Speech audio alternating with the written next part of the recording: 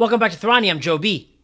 In this video, we'll be answering the question, for non or partial weight-bearing patients post-hospital stay, how do you get in and out of the house if you don't have any railings on your 2 to 3 steps? Let's dive in.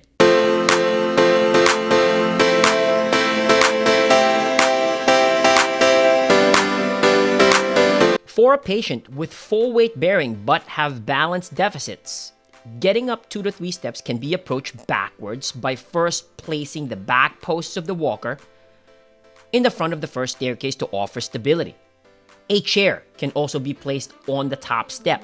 From there, patient steps up the first staircase with the stronger or dominant leg while still holding on to the rolling walker.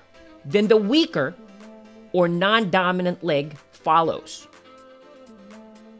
Once steady, patient reaches back to the chair on the top step and sits down. If the top step has a large surface area, patient can just turn 90 degrees and the walker can be brought up by a family member. If your patient has a partial or non-weight bearing on one lower extremity, all they need to do is just lean more on both upper extremities when negotiating the steps. For patients who have smaller surface area to get in the house, once seated on the top step chair, they may need to turn 180 degrees with the backrest of the chair on the non-turning side. Once attained, the walker can be placed in front of them to push up from sitting.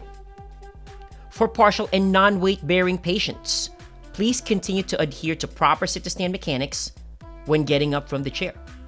If you like this video, please like, share, and comment. And for more therapy animations, please subscribe to Thrani.